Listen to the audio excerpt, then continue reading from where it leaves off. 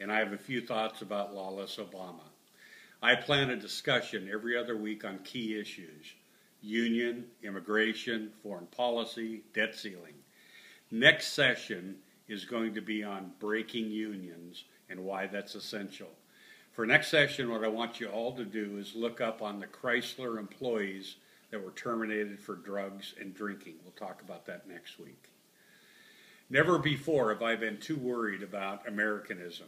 Even though we have had our share of bad leaders, I've lived with Kennedy, Nixon, Carter, Johnson, Ford, the Reagans, the Bushes, and Clintons. And as you all know, Clinton and Kennedy had some character issues and flaws. Ford, Johnson, Nixon, Carter were horrible leaders, couldn't manage the economy, didn't know how to delegate properly. As far as I'm concerned, the Reagan era and the Bushes, both Bushes, were great presidents, even with flaws. But one thing you got to recognize is all these men believed in the American spirit, the American values. They had a general sense of Judeo-Christian beliefs: be nice, be civil, have integrity, help others. They believed in having three branches of the government do what the Constitution empowered them to do. They believed in realizing the American dream, that individuals work hard to achieve empowerment. These leaders valued the fundamental beliefs the current occupant of Pennsylvania Street does not. Sadly, but rightly, we get the government we deserve. Obama is, in my opinion, lawless. He's passed Obamacare, which is nothing short of socialized medicine, similar to what Canada and Europe has. He's claimed executive privilege on Guns N' Roses. Fast and Furious. Holder knew, and the president likely knew as well, that those guns were going to get in the hands of bad people. Obama lied to the American people and the UN with the view that the Prophet Muhammad video caused the crisis in Benghazi. Nobody believes that. 2 weeks after the attack on Benghazi, Obama told the UN that it had something to do with the silly Prophet video. And as everybody knows, that I've been told by people that are a lot more astute in the Bible studies and religious studies, that pretty much reflected the life of the prophet. The Middle East is imploding. North Korea remains defiant. Our relationship with Israel is horrible. The economy has never been worse. The American dream is fading fast. The national debt will wreck all but Soros, who's Obama's friend and mentor. The fiscal crisis, which Obama said during the debate number 2 with Romney, would never happen. Obama's campaign ran on taxing the rich over $250,000. And what you got to understand is these people are very successful. They're what Fox News calls the makers.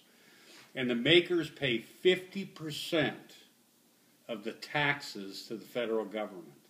And they only constitute about 10% of the population.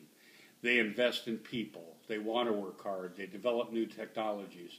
And plus, they spread their wealth to the tune of 7 times.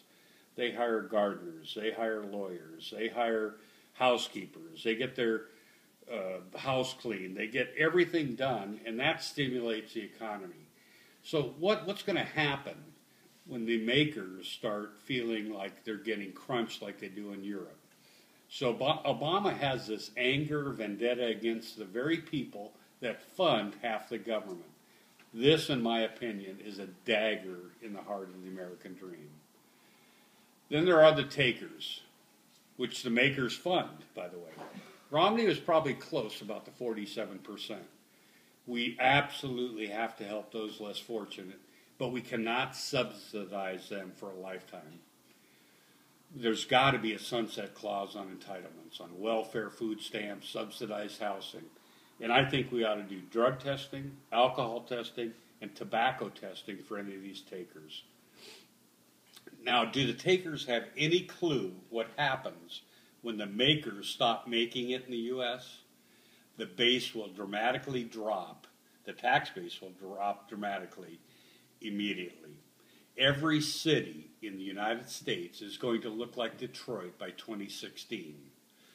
It's about time that the takers become a little bit more intellectually curious. Agreeing to the fiscal cliff was a big mistake. Don't let the debt ceiling fall the same. This president, contrary to what he says, intends to kill the middle class. All he wants is rich people like his friend Soros and stuff like that, and everybody else poor. Watch closely. Watch very closely. He will slowly start to apply more taxes to the middle class because he wants to kill the middle class. He's probably going to start a militia because the Department of Defense cannot act against its own citizens. And citizens are going to raise a furor that hasn't been seen since 1776. He's going to try to redefine the Constitution amendment on presidential term limits. And he's going to hire more czars from socialist, communist backgrounds. When Hillary and Petraeus and Panetta write their books, you will see the monster you elected. The 47% need to get their head in the game, as he is killing the incentive to work hard, get an education, and be prosperous. He's killing Americanism. Good night, and I hope to talk to you again in about 2 weeks. Remember, we're going to talk about unions and why breaking unions is essential. Good night.